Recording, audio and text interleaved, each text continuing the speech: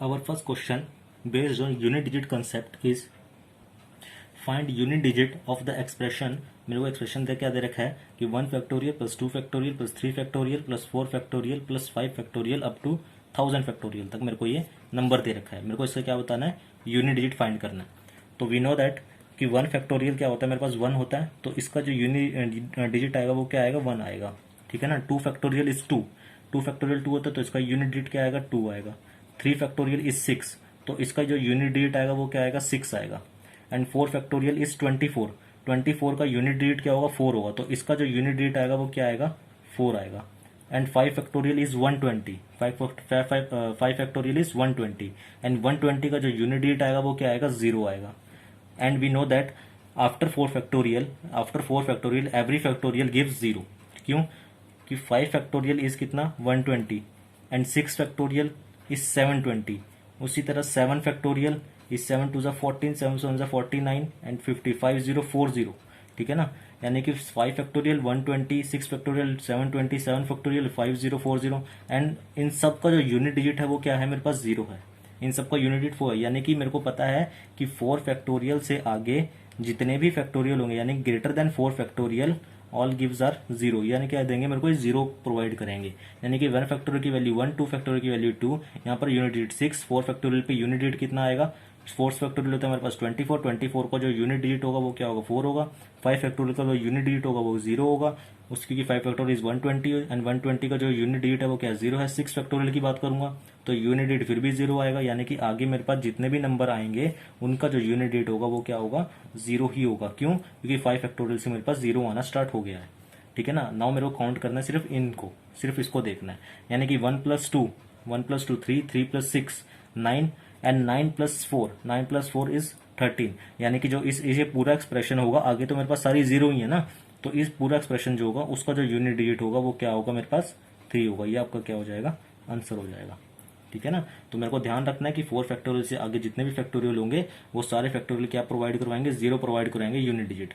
तो मेरे को सिर्फ कहां तक काउंट करना है, इस 4 फैक्टोरियल तक काउंट करना है, क्योंकि 4 फैक्टोरियल तक 0 नहीं आती। तो इसका आंसर कितना हो जाएगा, 3 हो जाएगा।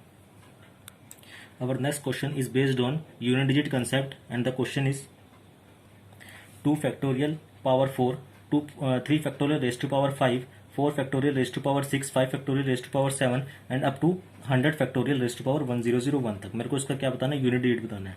नाउ 2 फैक्टोरियल इज 2 फैक्टोरियल 2 होता है, यानी कि 2 की पावर 4। 3 फैक्टोरियल कितना होता है, मेरे पास 6 होता है, यानी कि 6 raise to power 5। 4 factorial is 24, यानी कि 24 raise to power 6, and 5 factorial is 120, and 120 raise to power 7। उसी तरह आगे क्या आएगा, 6 factorial, and 6 factorial is 720 raise to power 8। ठीक है ना। इस तरह से काउंटिंग आगे चलती रहेगी, यानी कि 100 factorial raise to power 101। Now अभी हमने देखा कि 5 फैक्टोरियल 120 होता है। ठीक है ना। और 120 या कि यहाँ पर 0 है, यानी कि 0 की पावर कितनी है, 7 है, और 7 की पावर किसी अगर 0 की पावर 7 है मतलब लास्ट में क्या आएंगी, 7 जीरोस आएंगी। उसी तरह यहाँ पर 0 की पावर क्या है, 8 है, यानी कि लास्ट में कितनी 0 आएंगी, 8 जीरो आएंगी। यानी कि मेरे को यहाँ से ये पता लगा कि 5 फैक्टोरियल से आगे 5 फैक्टोरियल और 5 फैक्टोरियल से आगे जितने भी फैक्टोरियल होंगे उनके एंड यूनिट डिजिट क्या आएगा, 0 ही आएगा। क्यों, मान लीजिए मेरे पास अगर 20 दे रखा है और 20 का मैं स्क्वायर करता हूँ तो ये क्या बनता है, 400 बनता है, यानी कि इसका जो यूनिट डिजिट आ रहा है वो क्या है, 0 आ रहे हैं। उसी तरह मान लीजिए अगर मैं 30 का स्क्वायर करता हूं तो इस 30 का स्क्वायर कितना होता है, मेरे पास 900 होता है, तो इसका यूनिट भी कितना आ रहा है, 0 आ रहा है। यानी कि अगर किसी नंबर के लास्ट में 0 है और उसकी मैं कितनी भी पावर करूं तो 0 ही आएगा उसका यूनिट डिजिट। ठीक है ना। एक एग्जांपल और देख लेते हैं। जैसे मान लीजिए मेरे पास जैसे एग्जांपल दे रखा है कि 30 का ही मैं लेता हूँ, 30 का क्यूब कर लेते हैं। तो 30 का क्यूब आया तो 3 का क्यूब कितना होता है, 27, यानी कि लास्ट में कितनी 0 लग जाएंगी, 3 0 लग जाएंगी, क्योंकि क्यूब है। तो यहाँ भी यूनिट डिजिट कितना है, 0 आया, यानी कि जिसके पीछे 0 है वहां पर तो यूनिट डिजिट 0 ही आएगा। मेरे को सिर्फ यहाँ पर देखना है। अब 2 की पावर 4 है, एंड 2 की पावर 4 इज 16, एंड 16 का जो यूनिट डिजिट होगा वो क्या होगा, 6 होगा। प्लस 6 की पावर कितनी है, 5। यहाँ पर कितने है, 6 की पावर कितनी है, 5 है। अब 6 की पावर को 5 काउंट करना इस वैसे भी हमको पता है कि यूनिट डिजिट में जो 6 होता है, 6 की पावर में कुछ भी कर लूं, कुछ भी रख लूं, तो उसका जो यूनिट डिजिट आएगा वो क्या आएगा, 6 ही आएगा। ठीक है ना। मान लीजिए जैसे 6 की पावर 1 है तो 6 आता है, 6 की पावर 2 यानी कि 36 फिर भी 6 आएगा, 6 की power 3 6 raise to power 3 is 216 फिर भी कितना आएगा, यूनिट डिजिट 6 ही आएगा। यानी 6 की कोई भी पावर हो तो यूनिट क्या आएगा, यूनिट डिजिट 6 ही आता है। प्लस 24। अब लास्ट में यूनिट डिजिट क्या है मेरे पास 4 है। अब हमें पता है कि 4 की पावर अगर मेरे पास ऑड है, अगर 4 इज टू पावर मेरे पास क्या है ऑड है, तो यूनिट डिजिट क्या होता है 4 होता है। अगर 4 इज टू पावर मेरे पास इवन है तो यूनिट डिजिट क्या होता है मेरे पास 6 होता है। ठीक है ना, जैसे 4 इज टू पावर 1 क्या होता है 4, अगर 4 इज टू पावर में 2 रखूं तो यूनिट डिजिट क्या आ जाएगा 16, यानी कि यूनिट डिजिट क्या आ जाएगा यहाँ से 6 आ जाएगा। अब यहाँ 4 है, 4 इज टू पावर कितनी है इवन नंबर है, तो यूनिट डिजिट क्या होगा इसका 6 होगा। आगे तो मेरे पास क्या चलेगा 0, यूनिट डिजिट क्या चलेगा 0 0 ही चलेगा, क्योंकि यहाँ पर सब में क्या आ रहा है पीछे 0 आ रहा है, तो मेरे को सिर्फ यहाँ से यहाँ तक काउंट करना है। तो 6 + 6 + 6 कितना हुआ 6 + 6 12, 12 + 6 18। तो इस नंबर इस एक्सप्रेशन का जो यूनिट डिजिट आ जाएगा वो क्या आ जाएगा मेरे पास 8 आ जाएगा। ठीक है, तो ये क्या हो जाएगा आपका आंसर हो जाएगा। Now our next question is based on remainder theorem and the question is find remainder when 555 up to 244 times, यानी कि जो 5555 जो मेरे पास रिपीट हो रहा है वो 244 टाइम्स रिपीट हो रहा है। ठीक है ना, तो मेरे को बताना है कि find remainder when this number यानी कि 555 up to 244 times is divided by 37। तो मेरे को बताना है कि रिमाइंडर कितना बचेगा मेरे पास। तो वी नो दैट अगर मेरे पास कोई नंबर अपने आप को 6 टाइम्स रिपीट करता है, यानी कि कोई नंबर है मेरे पास x, अगर वो अपने आप को 6 टाइम्स रिपीट कर दे, ठीक है ना, इस तरह से 6 टाइम रिपीट कर दे, तो ये नंबर किस किस से डिवाइड हो जाता है, ये नंबर डिवाइड हो जाता है 3 से एग्जैक्टली डिवाइड हो जाएगा, 11 से एग्जैक्टली डिवाइड हो जाएगा, 7 से एग्जैक्टली डिवाइड हो जाएगा, 37 से एग्जैक्टली डिवाइड हो जाएगा एंड 1001 से ये एग्जैक्टली डिवाइड हो जाएगा। ठीक है ना, तो कोई नंबर अगर अपने आप को 6 टाइम्स रिपीट कर देता है तो वो नंबर 3, 11, 7, 37 एंड 1001 से एग्जैक्टली डिवाइड हो जाता है। तो यहाँ पर मैंने देखा है 555 रिपीट हो रहा है अप टू 244 टाइम्स, तो मेरे को यहाँ क्या करूंगा मैं 6 के पेयर बना लूंगा। तो 6 के कितने पेयर बनेंगे वो हम देख लेते हैं। तो मैं क्या करूंगा 244 को 6 से डिवाइड करके देख लूंगा, यानी कि 244 को जब मैंने 6 से डिवाइड करा तो 6 4 24, यहाँ से रिमाइंडर कितना बचा 4, यानी कि और यहाँ पर कितनी जीरो लग गई। ठीक है ना, यहाँ से मेरे को पता लगा कि 40 के पेयर यानी कि 40 तो कंप्लीट पेयर बनेंगे 6 के, और वो सारे के सारे पेयर किससे डिवाइड हो जाएंगे 37 से एग्जैक्टली डिवाइड हो जाएंगे।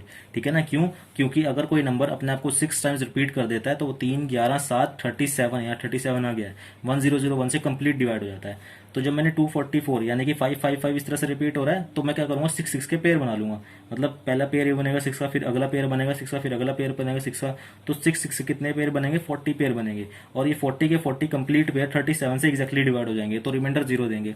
अब रिमाइंडर मेरे पास यहाँ पर कितना रह गया 4, यानी कि मेरे पास जो लास्ट में रह जाएगा वो कितने 5 रह जाएंगे 5 5 5 5 4 5 रह जाएंगे, और इनको मैं क्या करूंगा 37 से डिवाइड करके देख लूंगा रिमाइंडर क्या आता है।